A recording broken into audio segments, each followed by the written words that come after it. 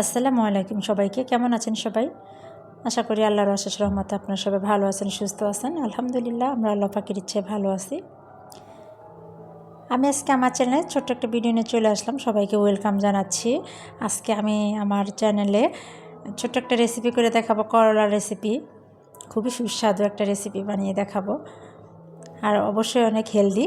আর আজকে যারা ভিডিওটা শুরু করেছেন তারা অবশ্যই একটা লাইক দিয়ে শুরু করবেন। আর আমার পুরান বন্ধু আপু ভাইয়াদের সবাইকে ভালোবাসা জানাচ্ছি, আর নতুন যারা আসছেন তাদেরকে শুভেচ্ছা জানাচ্ছি। এই তো আমি চুলায় চলে আসলাম। আমি করলাটা একদম পাতলা করে গোল গোল করে কেটে নিয়েছি, একদম পোলে নেই নাই, পাতলা পাতলা করে কেটে নিয়েছি। আজকে আমি করলাটা কী দিয়ে রান্না করব সেটা আমি আপনাদের দেখাচ্ছি। প্রথমে আমি দিয়ে দিলাম এখানে পেঁয়াজ কুচি দিয়ে দিয়েছি, আর কাঁচামরিচ দিয়ে দিব। এখানে আমি কাঁচামরিচ পেঁয়াজটা কিছুক্ষণ ভাজি করে নেব। এখানে বেশি কিন্তু উপকরণ লাগবে না, জাস্ট 3টা উপকরণ লাগবে। আর একটা উপকরণ আমি দিব হলুদ, সেটা হচ্ছে হলুদ, আর লবণ তো দিতে হবে স্বাদ মতো। আর আর কোনো ফাঁকি মশলা আমি এখানে ব্যবহার করব না। আমি এখানে যথেষ্ট পরিমাণ কাঁচামরিচ দিয়েছি যাতে কাঁচামরিচের ঝালটাই হয়ে যায়, আর ফাঁকি মরিচটা দিতে না হয় সেই জন্য। আর এখানে আমি নিচ্ছি, আমি করলাটা যেটাতে ভাজি করতেছি সেটা হচ্ছে একদম ছোট গুঁড়া চিংড়ি মাছ। এই ছোটো গুঁড়া চিংড়ি মাছ দিয়ে করলা ভাজি করলে কিন্তু খুবই মজা হয়।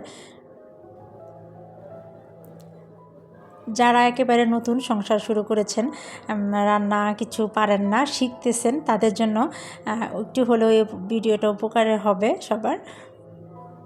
এই তো আমি কাঁচামরিচ, পেঁয়াজ আর চিংড়ি মাছটা ভালোভাবে ভাজি করে নিলাম। এটা কিছুক্ষণ 5 মিনিটের মতো রান্না করে নিয়েছি।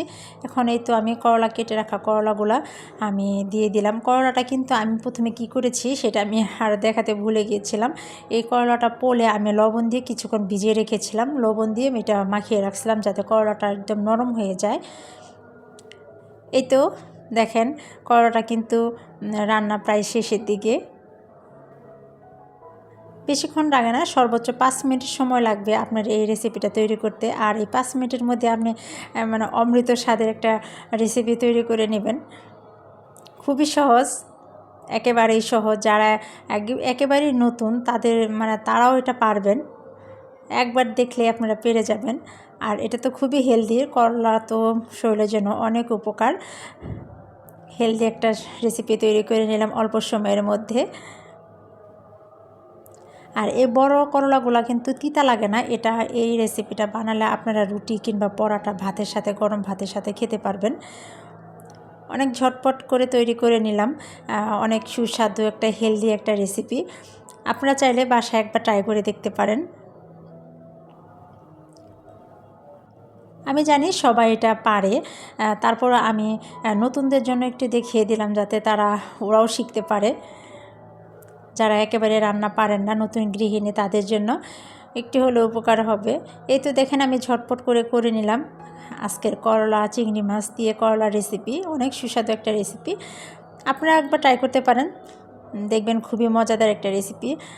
আজকে আর বেশি বাড়াবো না ভিডিওটা। সবাই ভালো থাকবেন, সুস্থ থাকবেন, সবাই নিরাপদে থাকবেন, সবাই সবার পাশে থাকবেন এই প্রত্যাশায়। আসসালামু আলাইকুম সবাইকে, আল্লাহ হাফিজ।